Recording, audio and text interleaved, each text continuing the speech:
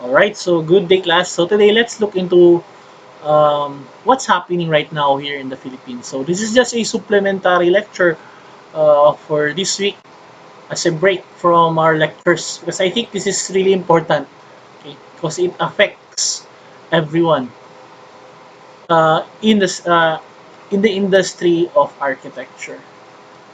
So it's from a friend's wall. I think it would be nice to review this, and I want also to know your thoughts on the matter. Okay. So I think it's scheduled for first hearing already. So let's look into 0234, or let me read this. So an act elevating the regulation and practice of architecture in the Philippines, repealing Republic Act number 9266 and appropriating funds thereof and other purposes. So, wow, this is quite interesting since RE 9266 was enacted in 2004, if I'm not mistaken. So it repealed the previous law, which was during a law during the Marcos time. So why you are changing this? So I think it's interesting. Okay, the explanatory note. Okay, so the Philippines has multiple international trade and services that encompasses state regulated professions, including architectural services.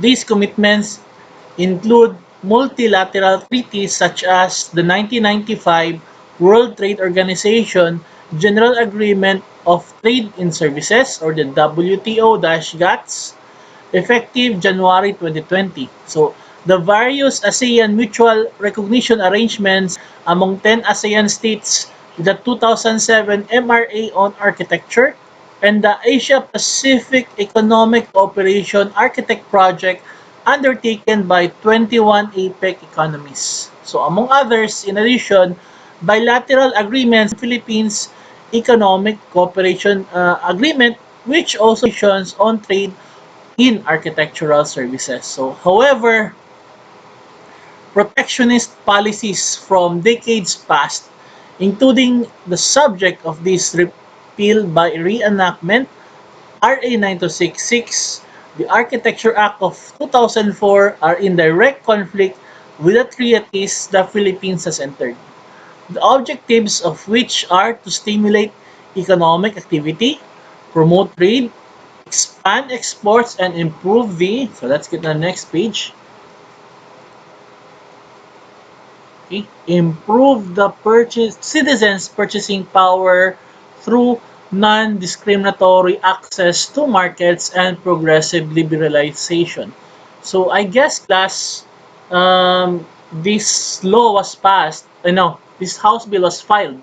Okay, because the reasons that they deemed that RE 9266 is not compliant with some of the international treaties the Philippines has with other countries, okay, especially the ASEAN.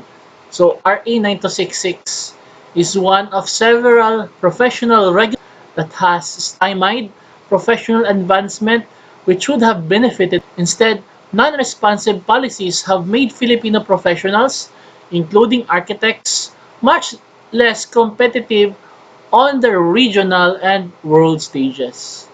Wow.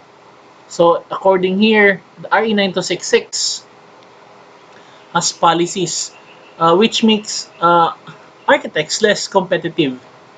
Then, argument in favor of protectionism point to the Philippine Constitution and nationalism to justify disregard of international treaties, blocking market access providers, and spurning foreign architecture education even from such exalted institutions as the University of College London, Massachusetts Institute of Technology, Delft University of Technology, Harvard, Yale, and the National University of Singapore. The Philippine Supreme Court has rejected such thinking, upholding the validity of honoring the country's obligation to WTO GATS and similar treaties as concordant with the 1987 Philippine Constitution. So the Supreme Court of the Philippines last it also shares the same thinking that the Philippines must honor the treaties with WTO. Okay? So, in its dismissal, dated May 2, 1997, of a petition against Philippine membership in the WTO for contravening the Constitution, the Supreme Court said, the Constitution has not shown any unbalanced bias in business or enterprise, nor does it contain any specific pronouncement that Filipino companies should be pampered with a total proscription of foreign competition. So, instead, the High Court maintained that the fundamental law encourages industries that are competitive in both domestic and foreign markets, thereby demonstrating a clear policy against a sheltered domestic trade environment, but one in favor of the gradual development of robust industries that can compete with the best in foreign markets. Citing examples of Filipino enterprises competing internationally, the Supreme Court added, given a free trade environment, Filipino entrepreneurs and managers have demonstrated the Filipino and to prosper against the best offered under a policy of I don't know how to read this, of laissez-faire. So rather than developing into a robust industry, however, Philippines has been overtaken by the vibrant practices of Indonesia, Malaysia, Singapore, and Thailand, which in the 1960s to 1980s looked to the Philippines for exemplary architecture that married the best of the West with the wisdom of our maestros and indigenous builders. So worst, the nationalist Filipino first outlook has, over the years, degenerated into an unyielding isolationist stand, retreating from the global march towards borderless economies, and discriminating even against Filipino professionals who have studied and trained abroad. Wow. So I guess that's the reason why HB 10234 was filed. Okay, so these are the reasons.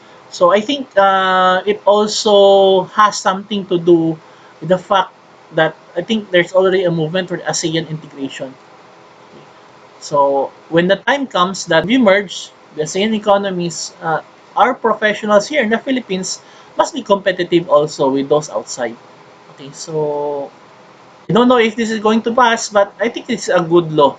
Okay, but I want to hear class as well because it would affect you also as students of architecture. So RA 9266 might be repealed. Okay, so if this goes pushes through, so there will be but if the changes would allow us to compete better in the global stage with architects of other countries, then I think it's a good. Okay, let's wait and see. Okay, so it further states that this bill seeks to address the withered. Okay, so the term is withered, meaning it's already it's in Tagalog nalalanta.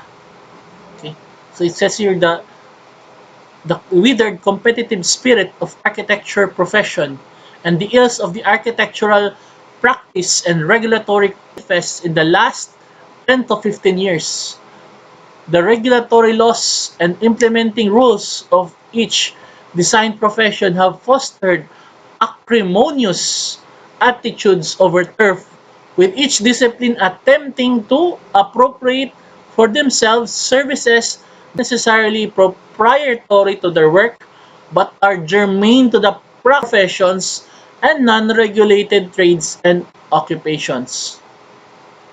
Furthermore, the lack of accountability and transparency in regulation, fueled by each profession's desire to increase their numbers, also endangered a deleterious lowering of standards that assail the very which is protecting the public interest and public service. This bill confronts policies enunciated by critical infrastructure procurement of the Philippine government that undermine the profession of architecture. Okay?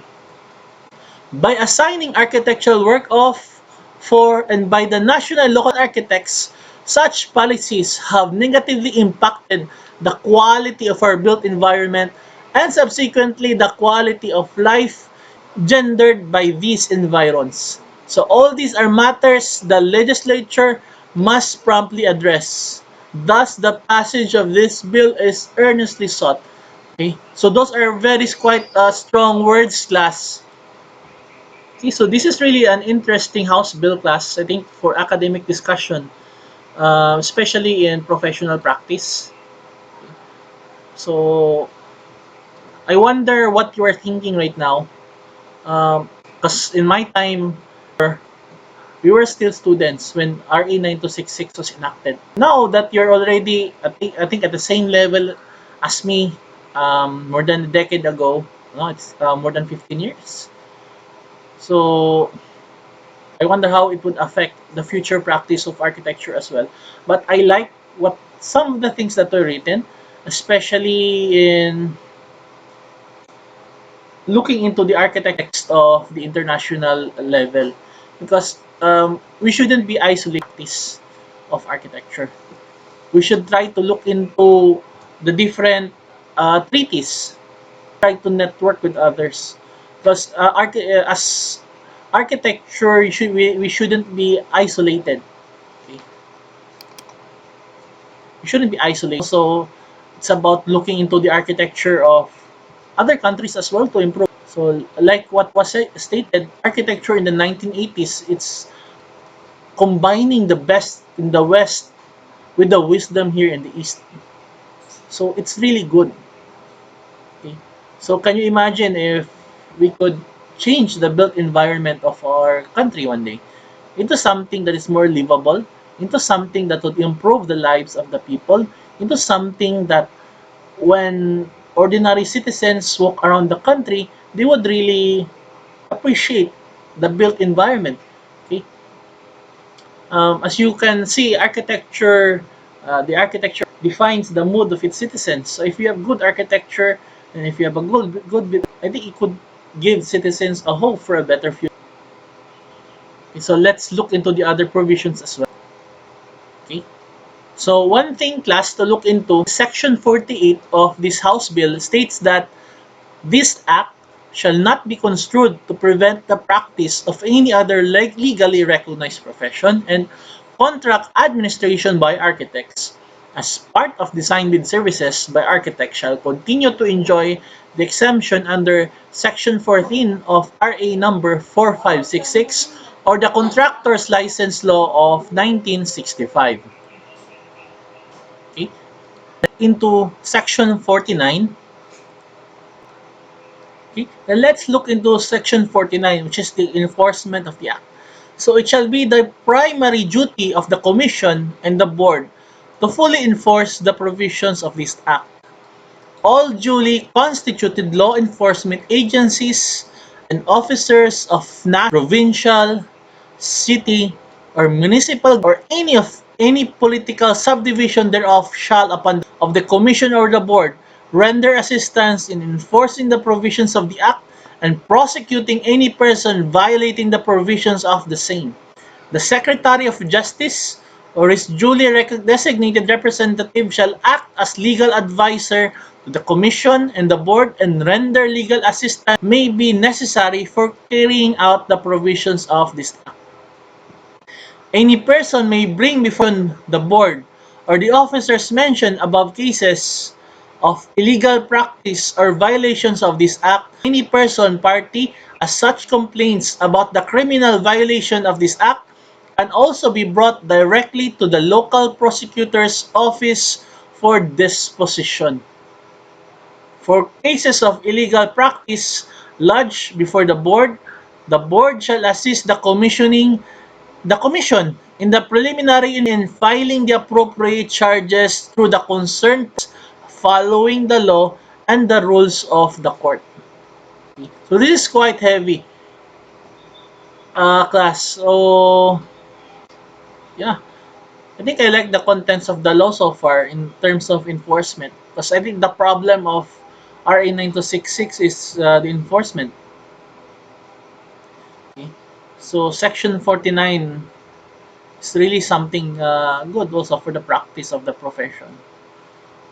In architecture in general in the Philippine setting.